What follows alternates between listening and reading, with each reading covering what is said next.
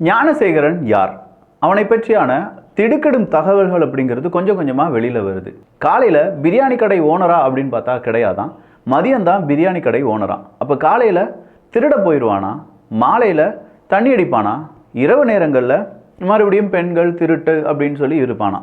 இப்படிப்பட்ட ஒரு குற்றவாளியை பற்றியான அடுக்கடுக்கான திடுக்கிடும் சம்பவங்கள் அப்படிங்கிறது வெளிவரும்போது உளவுத்துறை என்ன செஞ்சாங்க அப்படிங்கிற கேள்வியை இன்னைக்கு எல்லாருமே கேட்க ஆரம்பிச்சிருக்காங்க.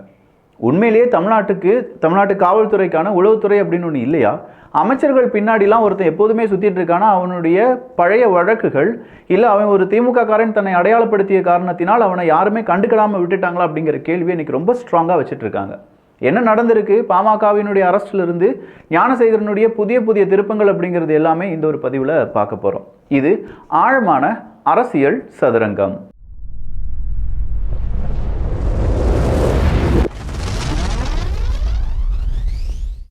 டாபிக்குள்ள போகிறதுக்கு முன்னாடி இந்த டாமினோ எஃபெக்ட்லாம் நம்ம கேள்விப்பட்டிருக்கோம் தெரியுமா? ஒன்றை தட்டி விட்டா டங்குன்னு தொடர்ச்சியாக இருக்கக்கூடிய எல்லாருமே விழுந்துட்டே இருப்பாங்க. அதே மாதிரி ஒரு ட்ரெயின் வித் மியூசிக் ஓடி லைட் ஓடி அதுவே டாமினோவை பிளான் பண்ணிட்டு போகும். நம்ம தட்டி மட்டும் விட்டால் போதும். 60 டாமினோ இருக்கக்கூடிய ஒரு எலக்ட்ரிக் ட்ரெயின் வித் பிளான்ட் ஓடி, இது ஒட்டுமொத்தமாக மெகா பேக் அப்படின்னு சொல்லுவாங்க. அமேசான் ஃப்ளிப்கார்ட்டில் 40 டாமினோ இருக்கிறதே ஒரு 800 ரூபாய்க்கு மேலே வித்துட்டு இருக்காங்க. இந்த train with domino planter, 60 domino piece plus ஒரு பிளான்ட் அப்படிங்கிறதும், அது இல்லாமல் 4 ஹாட் வீல்ஸ் மாதிரி இருக்கக்கூடிய குட்டி கார், மெட்டல் கார் தான். ஒரு அலாய் கார், மீதம் இருக்க 3மே மெட்டல் கார். இது இரண்டும் சேர்த்து அது கூட இந்த ஃபேன் அப்படிங்கிறது உங்களுக்கு ஃப்ரீயாக வந்துடும். விலை அப்படிங்கிறது 659 ரூபாய். வேணுங்கிறவங்க கிட்ஸ் பெஸ்டிக்கான லிங்க் கீழே இருக்குது, வாங்கிக்கோங்க. ஸ்டாக் ரொம்ப லிமிட்டடாக தான் இருக்குது. நம்ம வீட்டு குழந்தைகளுக்கு இந்த கிஃப்ட் ரொம்ப சூப்பராக இருக்கும். நல்லா என்ஜாய் பண்ணுவாங்க, தரவாக என்ஜாய் பண்ணுவாங்க என்பது குறிப்பிடத்தக்கது. உளவுத்துறை செயலிழந்து விட்டதா? இந்த மாதிரியான செய்திகளை அடிக்கடி இந்த ட்விட்டரில் இப்போ பார்க்க முடியுது. காரணம் என்னன்னா, இந்த ஞானசேகரன் அப்படிங்கிற ஒரே ஒரு கயவன் தான் காரணம். திமுகவுக்கு பெரிய ஒரு இழுக்கை இந்த ஞானசேகரன் ஏற்படுத்தி கொடுத்துருக்கான் அப்படின்னு சொல்லலாம். இவ்வளோ நாள் இல்லாத அளவுக்கு திமுகவை பற்றி எல்லாரும் பேசிகிட்டு இருக்காங்க, சட்ட ஒழுங்கை பற்றி பேசிகிட்டு இருக்காங்க, பெண்களுடைய பாதுகாப்பை பற்றி பேசிகிட்டு இருக்காங்க அப்படின்னு சொல்கிறதுக்கு எல்லாமே காரணம் இந்த ஞானசேகரனுடைய பல புகைப்படங்கள், அவங்க கூட இருக்க மாதிரியான அமைச்சர்கள்.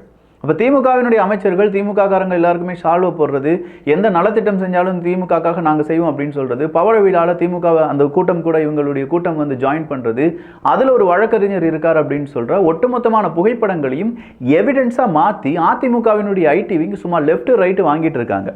இதில் மக்களுக்காக போராட்டம், பெண்களுக்கான போராட்டம் அப்படின்னு சொல்கிற அறவழி போராட்டத்தை எல்லாமே திமுக நசுக்க நினைக்கிறது. எல்லாத்தையுமே நசுக்கிறாங்க, எங்களை பேசவே விட மாட்டுக்காங்க அப்படின்னு சொல்லி அண்ணாமலை அவர்கள், நாம் தமிழர் கட்சியினுடைய சீமான் அவர்கள், எடப்பாடி பழனிசாமி அவர்கள், அன்புமணி ராமதாஸ் அவர்கள், சௌமியா அவர்கள் இப்படின்னு சொல்லி எல்லாருமே இதை பற்றி ரொம்ப பெரிய அளவில் பேசும்போது, இதையே நீங்கள் அரசியலாக்குறீங்க அப்படிங்கிற கேள்வியை இன்னைக்கு நம்முடைய நீதிமன்றம் கேட்டிருக்கு. அந்த கேள்வியை கேட்டதற்கான காரணம் பாமகவினுடைய ஒரு ஆர்ப்பாட்டத்துக்கு திமுக அரசாங்கம் அனுமதியை மறுக்கிறார்கள். நீங்கள் அனுமதிக்க வேண்டும், மக்களுடைய போராட்டம் இது, எனவே நீங்கள் அனுமதிக்க வேண்டும் அப்படின்னு சொல்லி பாமக சார்பாக ஒரு வழக்கு அப்படிங்கிறத தொடர்றாங்க. அப்படி தொடரும் போது அதை நீதிமன்றம் விசாரிக்கும் போது தான் இந்த ஒரு விஷயத்தை நீதிமன்றம் கேட்கிறது. இதை அரசியலாக்குவதற்கான காரணம் என்ன? ஒரு பெண்ணினுடைய, ஒரு மாணவியினுடைய பிரச்சனை மட்டும்தான் பிரச்சனையா? பெண்களுடைய ஒட்டுமொத்தமான பாதுகாப்பை பற்றி நாம் ஏன் பேசுறது இல்லை அப்படிங்கிற கேள்விக்கு பாமக அடுத்ததாக ஒரு விளக்கத்தை கொடுக்குறாங்க. இல்லை நாங்கள் ஒரு பெண்ணுக்காக போராடலை, இதை நாங்கள் வேணும்னே அரசியலும் செய்யலை, ஆனால் இந்த மாதிரியான அரசியல் செஞ்சால் தான் எங்களுக்கு நீதி கிடைக்கும் என்றால் நாங்கள் என்ன செய்வது அப்படிங்கிற கேள்வியை இன்னைக்கு சோஷியல் மீடியாவில் கேட்டிருக்காங்க. நீதிமன்றம் அவங்களுடைய ஆர்ப்பாட்டத்துக்கு அனுமதி மறுத்தது தான், அதுக்கான அனுமதியை கொடுக்க முடியாதுன்னு சொன்ன பிறகும் ஆர்ப்பாட்டம் அப்படிங்கிறது நடக்குது. அதை முன்னின்று நடத்தின சௌமியா அன்புமணி அவர்களை கைது பண்ணுறாங்க. அப்படி கைது பண்ணும்போது அவங்களுடைய குரலாக இருக்கட்டும், இன்னைக்கு பெரிய அளவில் அது புகைப்படங்களாகவும் வீடியோவாகவும் பல இடங்களிலும் பகிரப்பட்டு வந்தது அப்படின்னு சொல்லலாம். இந்த இடத்துல அவங்க சொன்ன ஒரு கோஷம் இருக்கு, தமிழக அரசே உங்கள் 1000 ரூபாய் எங்களுக்கு வேண்டாம், பெண்களுக்கான பாதுகாப்பு எங்களுக்கு வேண்டும் அப்படின்னு சொல்றாங்க. நீங்க கொடுக்கக்கூடிய 1000 ரூபாய் அப்படிங்கிறத விட எங்களுக்கு பெண்களுக்கான பாதுகாப்பு வேண்டும் அப்படின்னு சொல்றதுல 100க்கு 100 உண்மை இருக்கிறதா என்ற கேள்விக்கு நீங்களே உங்களுடைய பதில சொல்லலாம். அப்படின்னா இந்த ஆட்சியில் பெண்களுக்கு பாதுகாப்பு இல்லை அப்படின்னு சொல்கிற ஒவ்வொரு செய்தியும் பார்க்கும்போது அடுத்ததாக என்ன நடக்கும்? 2026 தேர்தலில் திமுக இதை எப்படி எதிர்கொள்ள போகிறார்கள் அப்படிங்கிற ஒரு கேள்வி இருந்துச்சு பார்த்தீங்களா? அதை ரொம்ப சாதுரியமாக அடித்து நகர்த்தி கொண்டிருக்கிறார்கள் திமுக. மு.க. ஸ்டாலின் அவர்களுடைய ஒவ்வொரு ஸ்பீச்சும் நீங்கள் எடுத்து பார்த்தீங்கன்னா நல்லாவே புரியும். பெண்களை மையப்படுத்தி அவருடைய ஸ்பீச் அப்படிங்கிறது இப்போது இருக்குது. திமுகவுக்கு கண்டென்ட் எழுதி கொடுக்குறவங்க ரொம்ப சூப்பராக வேலை செய்கிறீங்க, பாராட்டுக்கள். குறிப்பாக இந்த கல்லூரிக்கு ஒரு ஆண் வந்தாங்க அப்படின்னா அதெல்லாம் ஒரு பெரும் புரட்சி கிடையாது. ஆனால் ஒரு பெண் ஒரு கல்லூரி வாசலை அப்படியே கால் எடுத்து வைக்கும்போது அது ஒரு சமூக புரட்சியாக மாறுகிறது அப்படின்னு சொன்னதாக இருக்கட்டும். பெண்களுக்கான பாதுகாப்புக்காக திமுக அரசு அன்றாடம் புது புது திட்டங்கள், புதுமை பெண் மாதிரியான புது புது திட்டங்களை உருவாக்கி நாங்கள் செயல்முறைப்படுத்திட்டு வரோம். ஸோ இந்த மாதிரியான திட்டங்களால் திமுக பெண்களுக்கு அரணாக தான் இருக்கிறது அப்படிங்கிறத இன்டைரக்டாக மு க ஸ்டாலின் அவர்கள் சொல்கிறார். அதை நியூஸ் மீடியாக்கள் பெரிய அளவில் டெலிகாஸ்ட் பண்ணுறாங்க. ஸோ இந்த செய்திக்கு முன்னுரிமை கொடுக்கக்கூடிய நியூஸ் மீடியாக்கள் இந்த பக்கம் பெண்களுக்கு பாதுகாப்பு இல்லை, இந்த போராட்டம் அப்படின்னு சொல்கிறதுக்கான அந்த நியூஸை சின்னதாக போட்டு அதை அப்படியே முடிச்சு விட்டுறாங்க. இதுலேயும் ஒரு இம்பேலன்ஸ் இருந்தாலும் இரண்டு பக்கமும் இதை வச்சு அரசியல் செய்கிறாங்களே. ஸோ இந்த இடத்துல அரசியல் செய்வது சரிதானா அப்படிங்கிற ஒரு கேள்வி வரலாம்ல. இதே நேரத்தில் திமுக எதிர்க்கட்சியாக இருந்தது என்றால் மு க ஸ்டாலின் அவர்கள் ஒரு டைலாகை பேசியிருப்பார். எதிர்க்கட்சி என்ன, அரசியல் செய்யாமல் அவியலா செய்வோம் அப்படிங்கிற அந்த டைலாக் தான். ஒரே பொய்யை அரைக்கிறார் இபிஎஸ் அவர்கள். யார் சொல்லியிருக்காங்க அப்படின்னு பார்த்தீங்கன்னா ரகுபதி அவர்கள் சொல்லியிருக்காங்க. ஒரே பொய்யை அரைத்து மக்களை ஏய்க்க நினைக்கிறார் இபிஎஸ். திராவிட மாடல் அரசை குறை கூற காரணங்களின்றி பொய் கூறுகிறார். பெண்கள் குழந்தைகள் பாதுகாப்பில் சமரசமின்றி திமுக அரசு செயல்பட்டு வருகிறது. என்சிஆர் அறிக்கையின்படி பெண்களுக்கு எதிரான குற்றங்கள் தமிழகத்தில் மிக குறைவு. அமைச்சர் ரகுபதி அப்படின்னு சொல்ற ஒரு செய்தியை உங்களால் பார்க்க முடிந்தது என்றால் நீங்க நார்மலா ஓகே திமுகவினுடைய ஆளும் கட்சியினுடைய ஊடகத்தை பார்த்து கொண்டிருக்கிறீர்கள் என்பது அர்த்தம். நான் இன்னொரு செய்தியை சொல்கிறேன். இது ஒரு அமைச்சர் சொல்லியிருக்காரா? எந்த பாதுகாப்பு பிரச்சனையும் கிடையாது, இபிஎஸ் அவர்கள் சும்மா வேண்டா வெறுப்புக்கு எப்பவுமே சொல்லிக்கிட்டு இருக்கார் அப்படின்னு சொல்லி ஒரு அமைச்சர் சொல்கிறாரு. இதே திமுகவினுடைய இன்னொரு அமைச்சர்களிடம் சில பெண்கள் கோரிக்கை வைக்கிறாங்க. அதுவும் வீடியோவா இன்று தான் வெளியானது. அந்த வீடியோ உங்களுடைய பார்வைக்காக.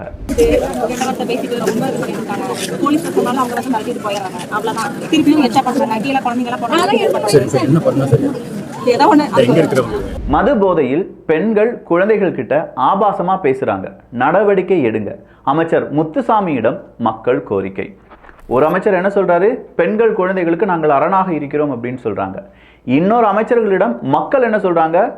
ஆபாசமா திட்டுறாங்கயா, பெண்கள் குழந்தைகளை மது போதையில் ஆபாசமா திட்டுறாங்க, கொஞ்சம் நடவடிக்கை எடுங்கயா அப்படின்னு சொல்லி கைகூப்பி கண்ணீர் மல்க அவங்களுடைய கோரிக்கையை வைக்கிறாங்க.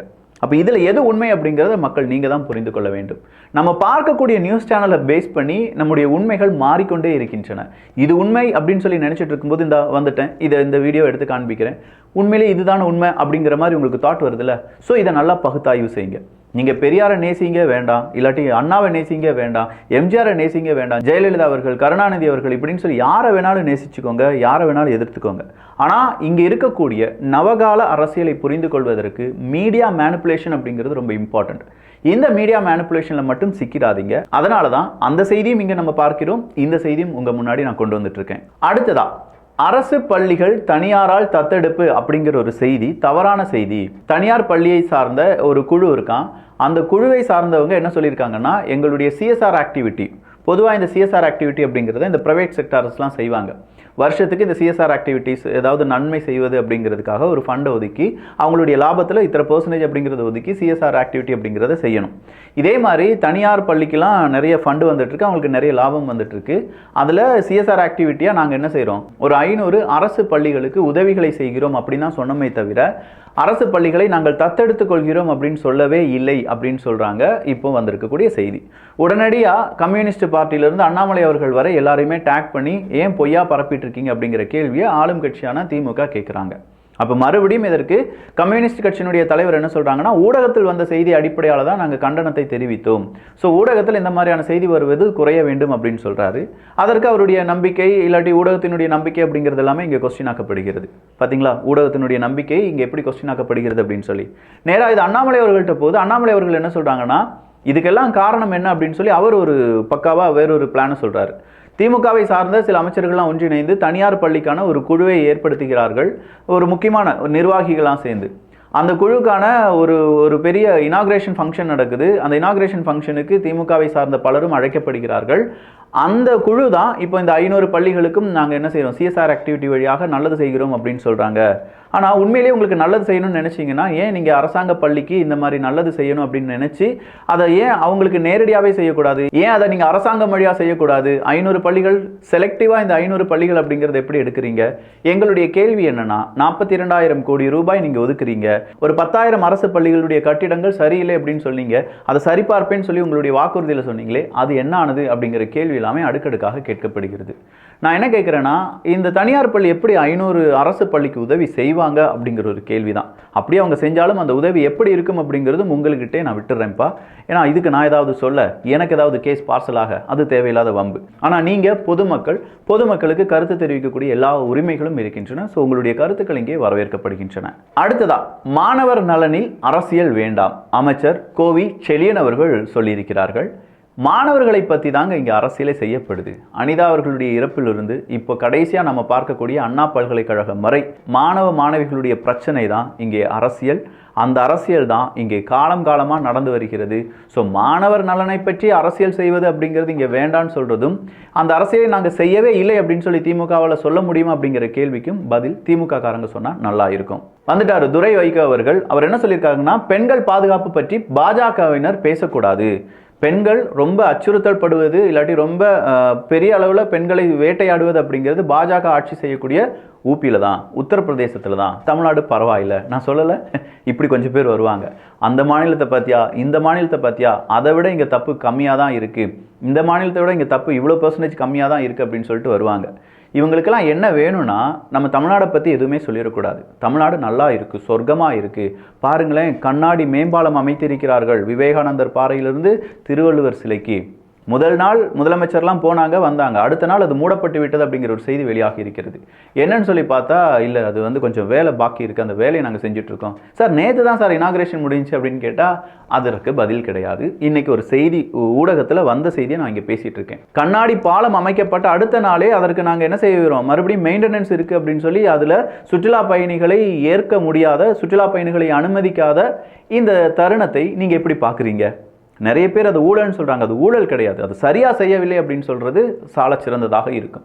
ஸோ உங்களுடைய கருத்துக்கள் இங்கே நிறைய இடத்துல உங்களுடைய கருத்துக்கள் வேணும்னு சொல்கிறேன். அட்லீஸ்ட் எதாவது ஒன்றுக்காவது உங்களுடைய கருத்துக்களை நான் எதிர்பார்க்கிறேன். நான் முதலே சொன்ன மாதிரி ஒரு காருக்கே 110 ரூபா கொடுக்கணும், இங்கே 4 கார் கொடுக்குறேன். மெகா பார்க் டாமினோ ட்ரெயின் அப்படிங்கிறது வித் மியூசிக் ஓடி, அது இல்லாமல் 60 டாமினோ கார்டு அப்படிங்கிறது இருக்குது, அது கூடவே பிளான்டர் இருக்குது. இது இரண்டுக்குமே ஒரு 800-900 ரூபாய்க்கு மேலே போயிடும். இந்த ஃபேன் ஒரு 30-40 ரூபாய்க்குலாம் விற்றுட்ருக்காங்க. இது எல்லாமே சேர்த்து உங்களுக்கு 659 ரூபாய்க்கு கிடைக்கும். வேணுங்கிறவங்களுக்கு கிட்ஸ் பெஸ்டிக்கான லிங்க் டிஸ்கிரிப்ஷனில் இருக்குது. வாங்கி உங்களுடைய குழந்தைகளுக்கு இல்லாட்டி நீங்கள் கூட அதில் கொஞ்சம் டைம் ஸ்பெண்ட் பண்ணலாம். டாமினோ எஃபெக்ட் என்ன அப்படிங்கிறத நம்முடைய குழந்தைகளுக்கு சொல்லிக் கொடுக்கலாம். மோரோவர் இது ஒரு ஃபன் நிறைந்த ஒரு ட்ரெயினாக இருக்கும். சூப்பரான எக்ஸ்பீரியன்ஸ். விளையாடும்போது உங்களுக்கே புரியும். லிமிடெட் ஸ்டாக் தான், வேணுங்கிறவங்க வாங்கிக்கோங்க. நல்லதை பகிர்ந்து நல்ல சமுதாயத்தை உருவாக்குவோம். நன்றி, வணக்கம்.